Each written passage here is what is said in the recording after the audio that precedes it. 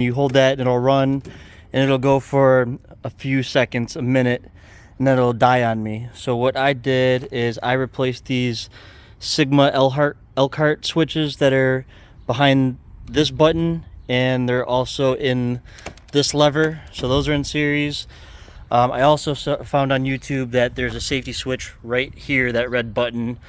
Mine's seized up, but if you just take out, so it'd be easier if I could lift this handle up, but it's seized up over here. I can't get that pin out to save my life. So I'm just going to pull out these things.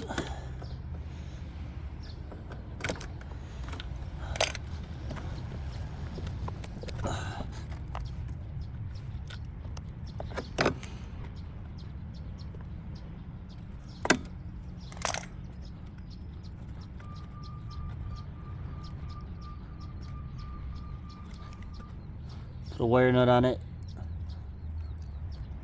Wires are probably too small for a wire nut. Tape that so it don't go nowhere.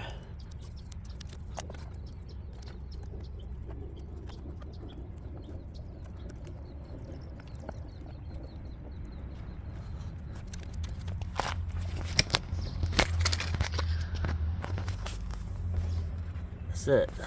Alright, before I screw those back down, let me just make sure it works. So, hold that down, pull the lever down.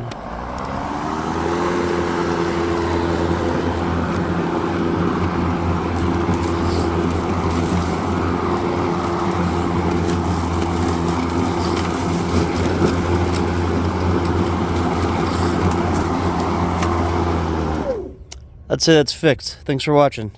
Alright, we got the lawnmower buttoned up again. This really only took 4 of these screws. It did take a star bit. See that on there? This one took more than 4 screws, but it ended up not being the problem anyway. So, easy fix.